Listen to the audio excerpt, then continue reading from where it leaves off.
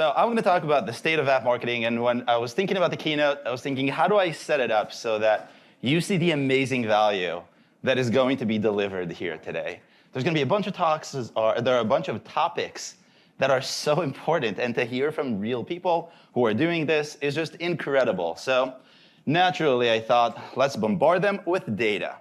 But before we get to the data, you might know me. My name is Ariel. I go by Ariel from Appfigures on my YouTube channel. You might have seen me or heard my voice. I run Appfigures. That's the logo on the left.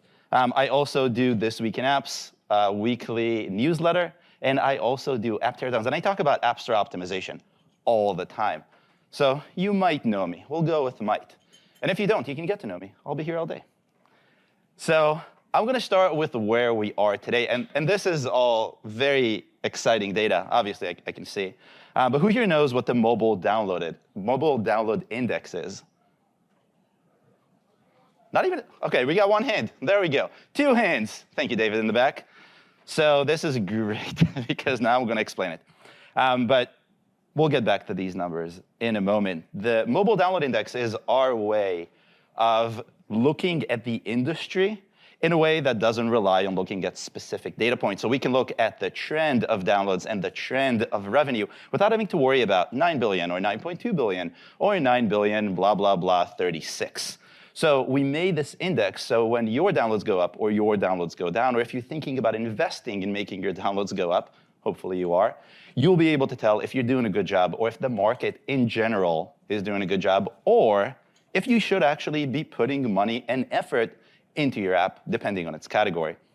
So I want to start by sharing that, because that should give you a good idea of what we're all, as app developers, as app companies, are really up against. So we'll start with downloads. This is the mobile download index. Green is Google Play, and blue is iOS.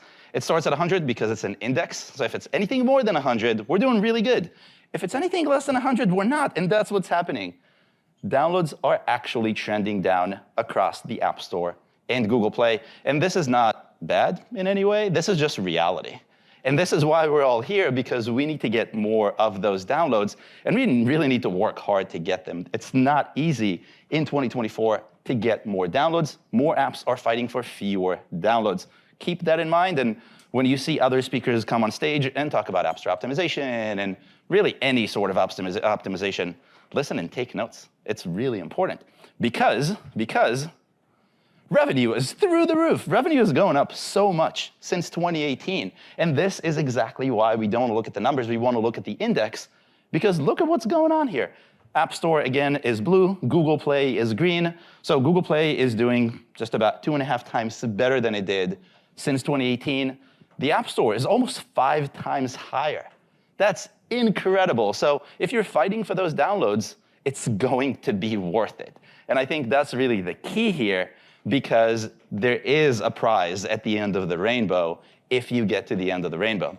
The rainbow being App Store optimization and Apple search ads and really all the things that you need in order to get more downloads. So if you take anything from this talk, is downloads are going down, revenue is going up, gotta fight for downloads because you will get the revenue. But we also need to talk about real numbers, because that's really a lot more sexier. We'll figure this out later. So our data shows that in the last month, in May of 2024, worldwide, more than $10 billion spent on apps. And this is according to our estimates, so it's probably a little bit higher. Same for downloads, 9 billion downloads. So downloads are still really high.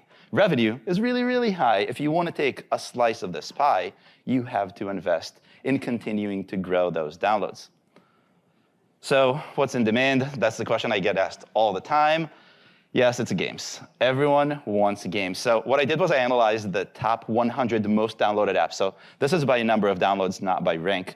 And I saw that most downloads, 41%, are games. But that doesn't really mean anything, because 60%, roughly 59%, is really everything else. And so games might be the larger by actual count, but at the same time, all the other categories add up to more. This is really important, and this is what makes up the top 100. So if you're in any of these categories, you're doing really well. What's earning the most? Also games. And the percentage is a little bit higher, but at the same time, again, about half the revenue comes from non-games, which is interesting. And if you have a game, that's great news. And if you don't have a game, that's also great news. So it's kind of like a win-win. How many of you do games versus apps? Games? Whoa, 1, 2, wow. Okay, more hands, so you're shy, I get it. So mostly apps. I'm gonna ignore games as if they don't exist then. I'm sorry to the 3 people. We'll talk later. Oops, what did I do? Good. So who's making all of this money and who's getting all of these downloads? Something that I do every month. If you follow my newsletter, you've seen this before. If you follow me on Twitter or LinkedIn or any of the ways you can follow me, is that I rank the top 10 apps by downloads and by revenue because I'm always interested to see what's going on. And these are the apps that are the most downloaded in May, and I'm sure you've seen pretty much all of these names. I'll talk about them in a little bit. And these are the apps that have made most of the money. TikTok and YouTube and Disney are all the kind of names that you know, and those are the ones generating so much money, but the long tail is really, really long. They don't generate that $10 billion. They just generate enough to get you close. So let's talk about downloads, because downloads and revenue are totally different, as we saw before. We saw that downloads are going down and revenue is going up, but downloads, something interesting about them is you can explode, and by explode, I mean you can release an app and jump to the top of the App Store fairly quickly, a lot more quickly than you can with revenue. I'm getting ahead of myself. So we analyzed all of the apps and all of the ranks since 2022, and we saw that 106 apps were released and within 1 day made it to #1 on the App Store. Now you might be thinking only 100 apps, but we're talking 1 day, 24 hours or less, right to #1. And that's because it's so much easier today to grow with downloads. Now you might be saying they're probably buying those downloads or they're probably doing something to get those downloads, pre-sales or anything like that, pre-orders. And that's great. If you have the ability to do that, please do it, because once you get to the top of the App Store, that's really where you get the most visibility. Food apps do it very, very often when they do sales, because everyone loves free food. And that can actually work. 212 when you expand the data to, when you extend the window to 7 days. So you release an app and within 7 days, you're #1 on the App Store, or top 5 on the App Store. 482 when you look at 30 days. That's incredible. It's not something that was possible before. We've seen that in the past, but not at these numbers, not these figures. It's been getting faster and faster and faster, and that's due to changes in algorithms. But at the end of the day, that's all visibility. So again, because downloads are going down, you have to fight for them.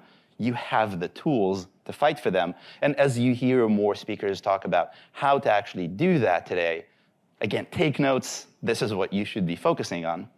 Because revenue is sticky. And I said sticky because I didn't find any other less positive word that would fit on stage. And sticky was kind of the nicest one that I can come up with. And what I mean by that is, if we go back to this chart that I had on before, most apps have been on this chart for the longest time. We went back 12 months and looked through all of our ranks. And as you can see, most apps have been here for 12 months. It's pretty insane. It's really hard to get into the top ranking revenue chart. Definitely not as easy as it is to explode with downloads. And that's really interesting. So the most important trend, the way I see it, is revenue is up, downloads are down, and this now puts some context, puts everything together. So we can see what 473 means and what 61 means. And that's something that we track all the time because this is the heartbeat of the App Store, the heartbeat of Google Play. And we do this by country, we do this by category, so you can narrow it down. I brought overall because it makes the most sense. But this is what I go off of, and you'll see that there is a reason for this. And the reason is not just that people have decided to open their wallets and throw money on developers. I mean, maybe, but I don't think that happens too often, at least not here in the city. Subscriptions.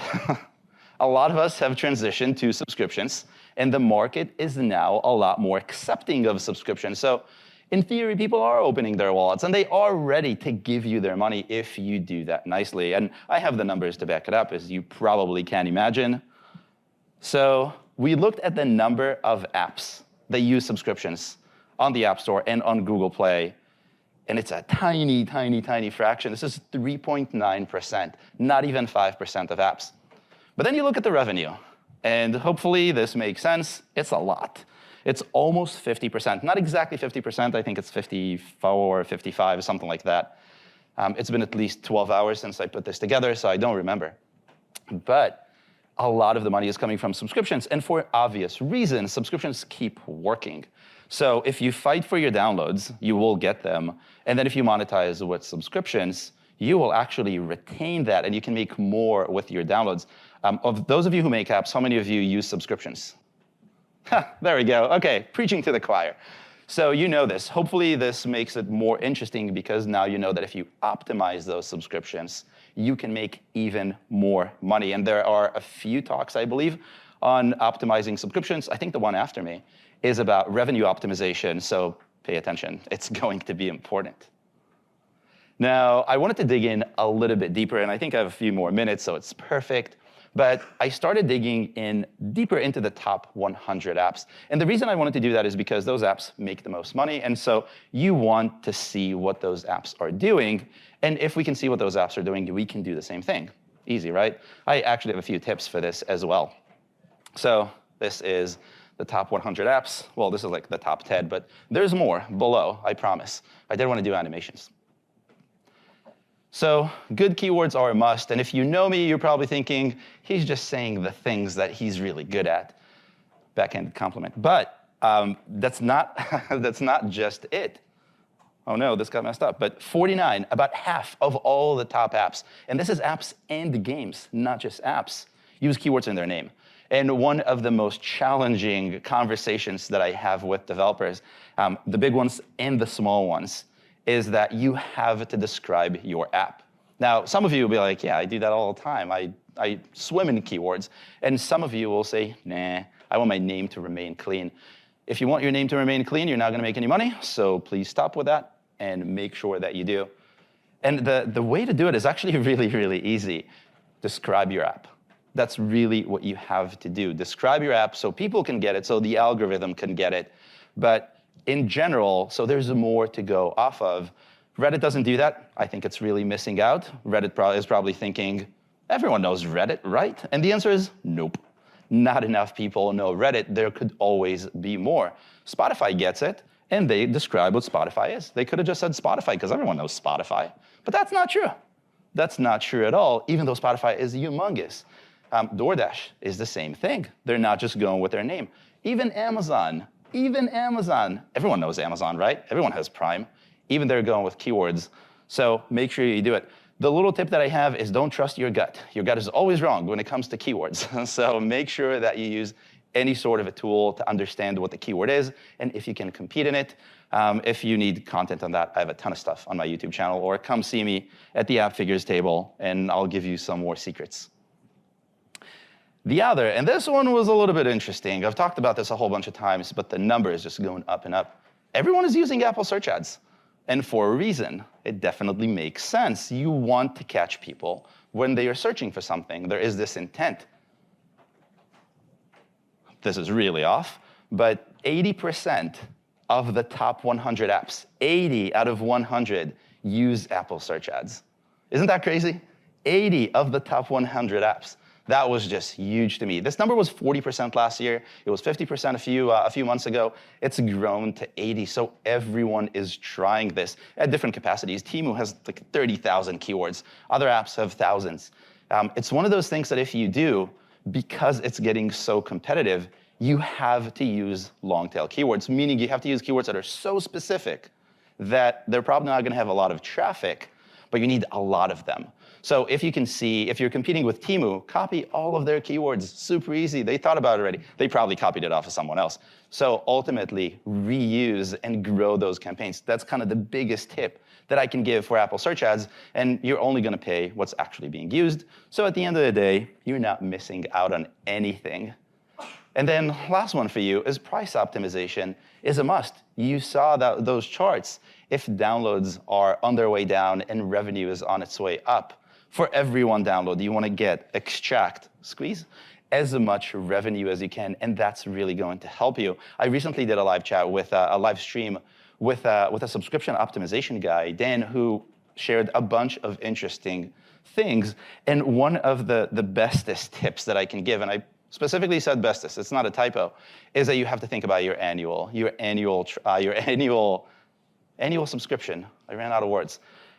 And if you do that and you can push users to that, again, you're going away from downloads are hard to get, and you're exercising every download that you can to the best, to the maximum. So I wish I could give more tips, but I ran out of time. If you want to talk to me, I'll be outside all day. And that's all I got for you today. There's a mystery QR code if you want to try it.